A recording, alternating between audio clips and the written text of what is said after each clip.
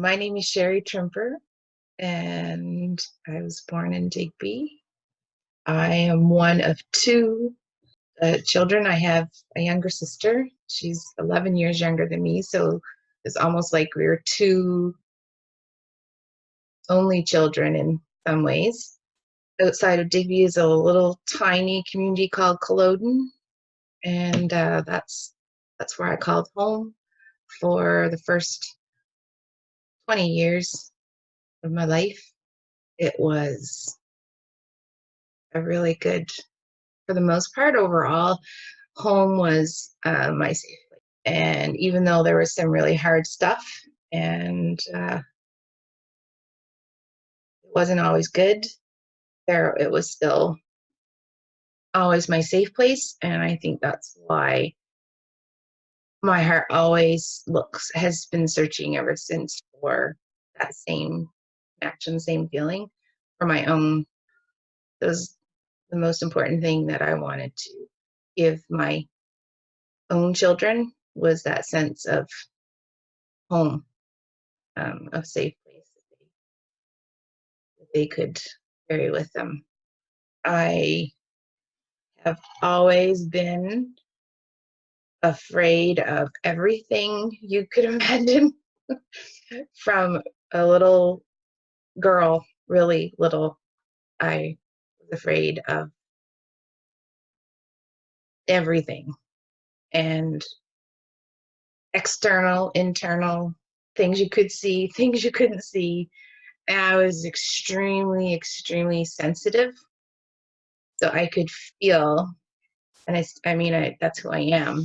I talk about it like it's been my whole life. And so I feel other people's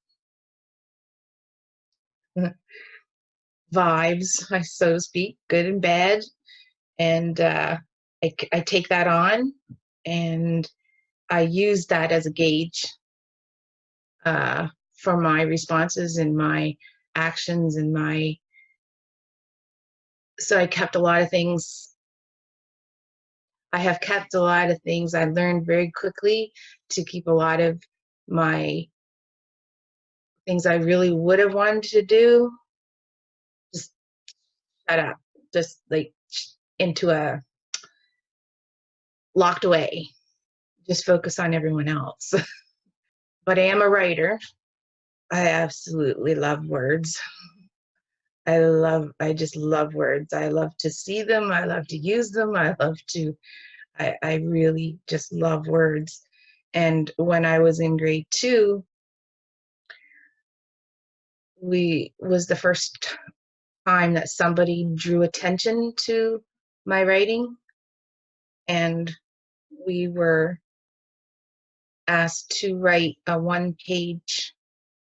She gave us one sheet, and it had a picture of a horse on it, and with blank lines, and she wanted us to write a little story and fill that one page.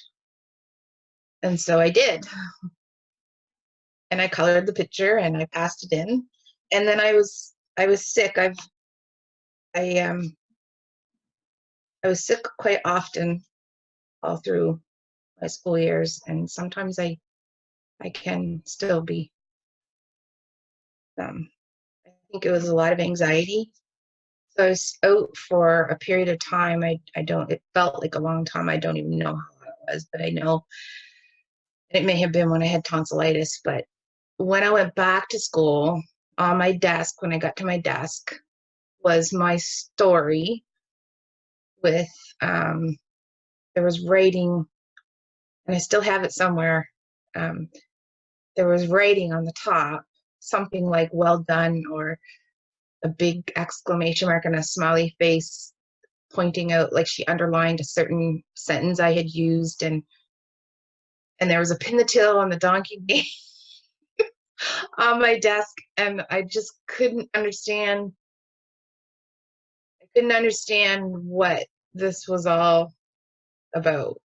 And now I understand that she was trying to recognize and encourage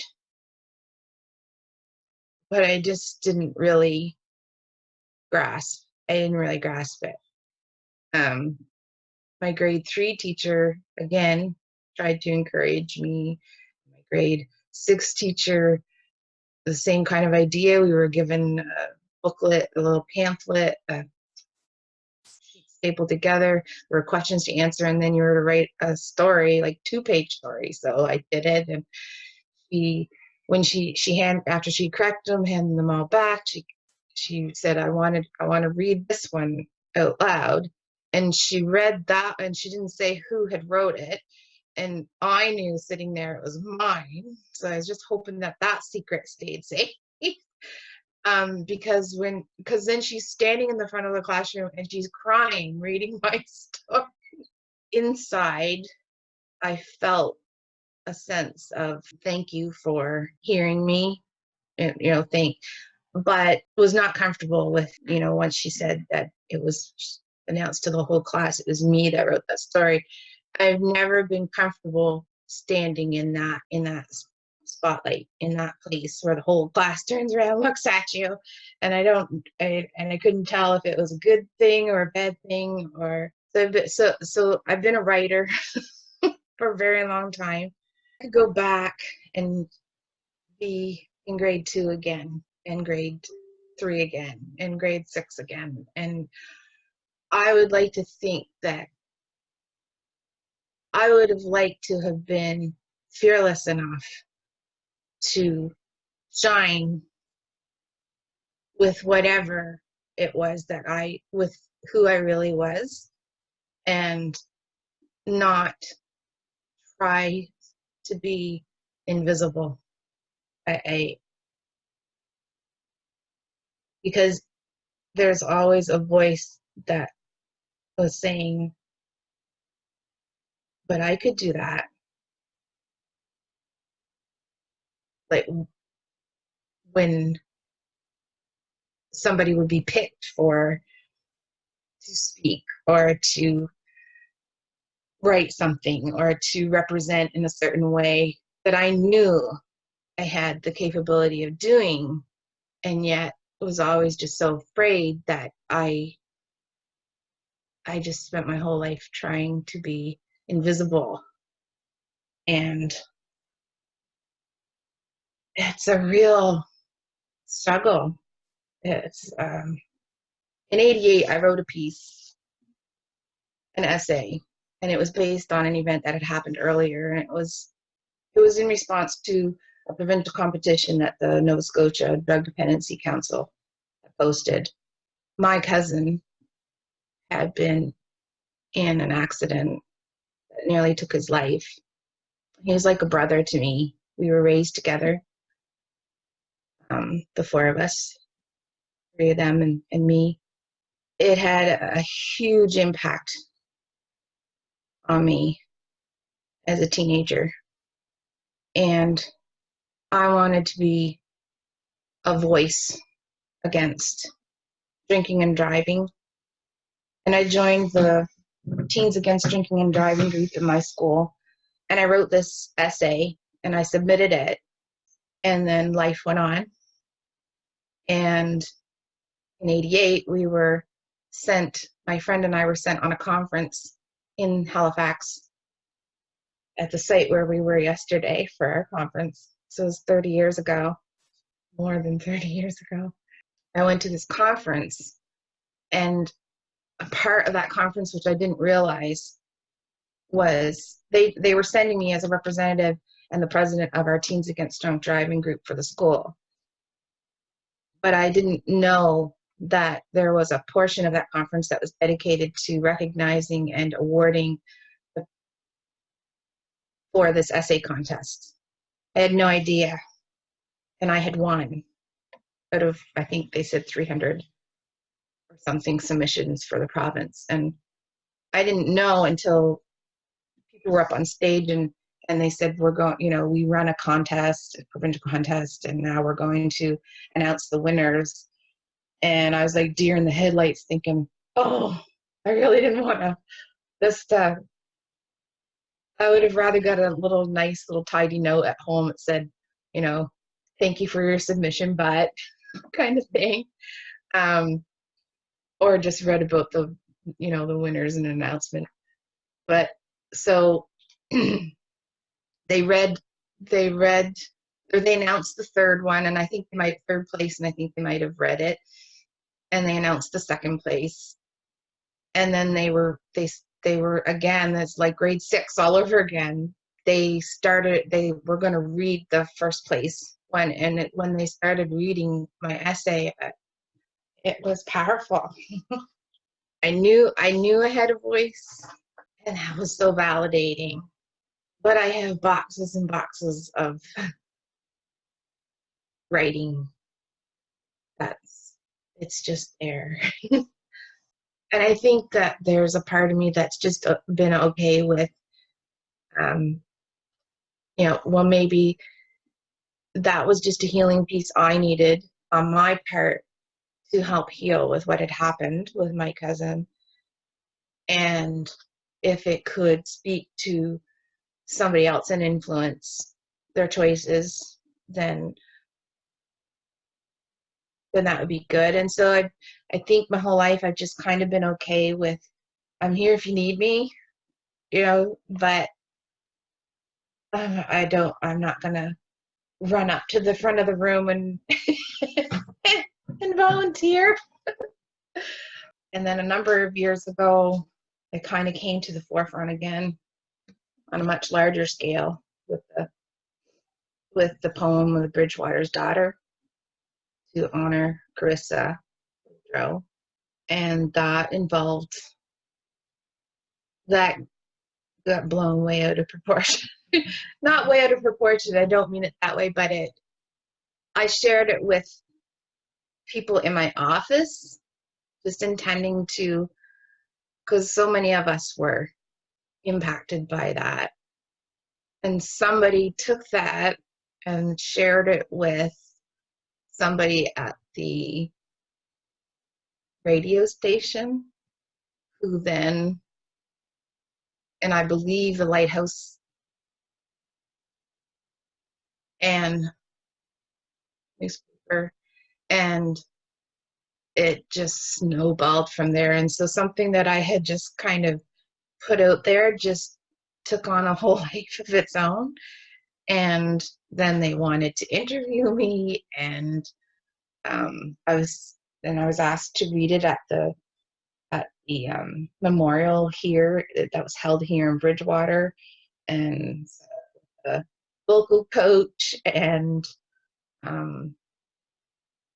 it was just really surreal. And I think that it's always that two-edged sword. I'm really thankful to have been a voice,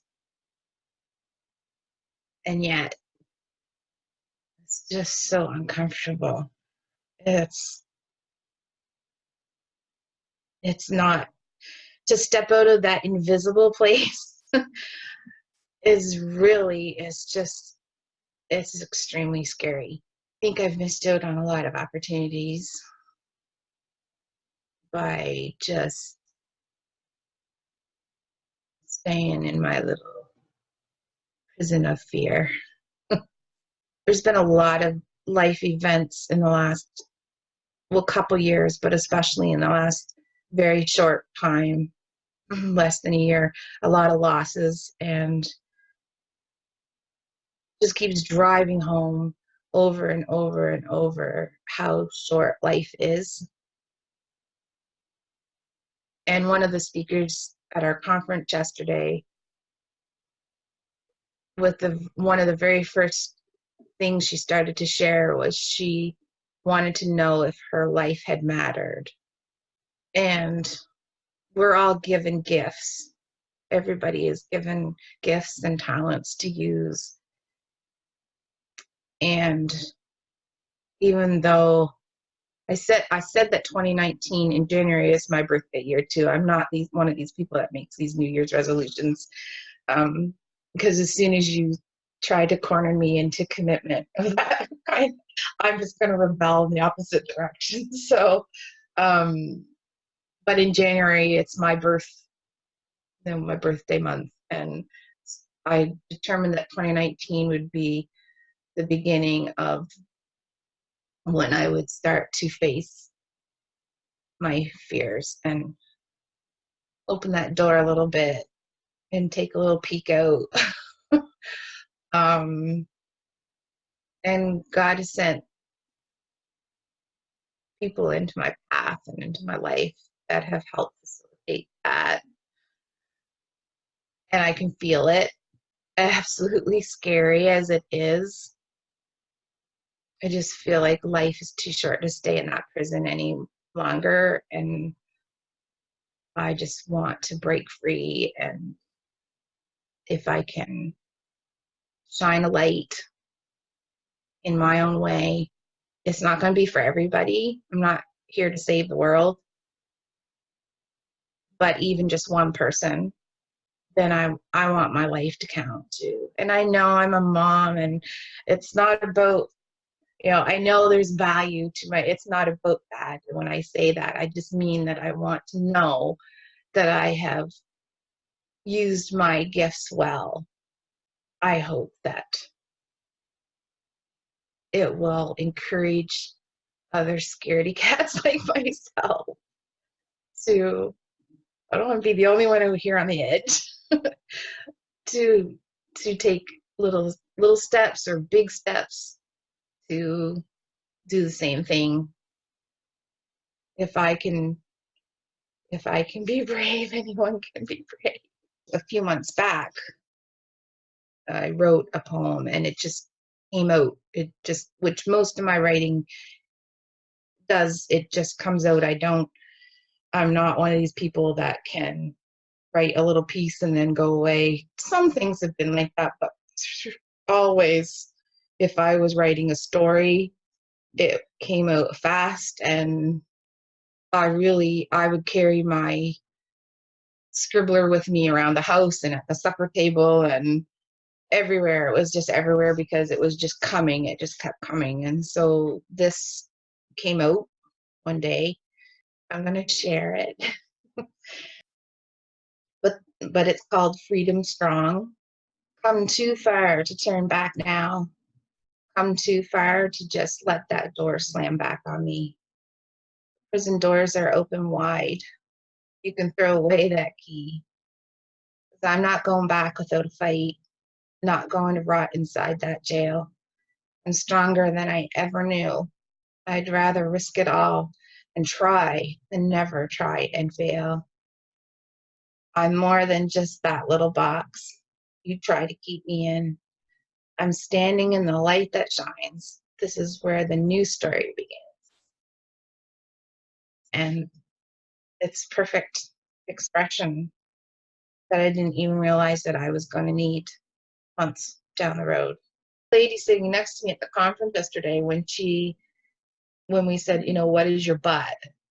How big is your butt? And we both said, and she has a business and she's struggling with, progressing that.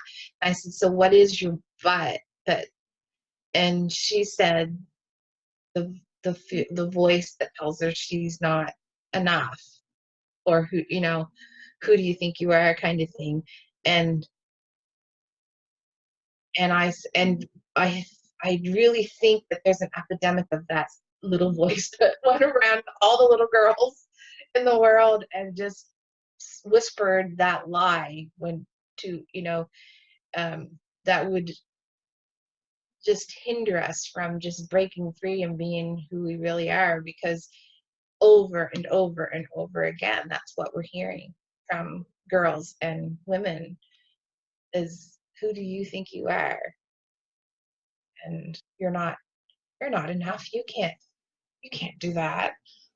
So, I laughed when she said it, and I said, that's, even though we're as old as we are, sitting here today, chronologically, inside, there's still that little person. There's no presumption, which with the sharing, it's only just if one person is encouraged. I know from experience that I'm not the only person who's been sitting in this jail of, this self-imposed place their whole life, or maybe just part of their life. But for me, it was my whole life. And I know I'm not the only one. Life tells me that.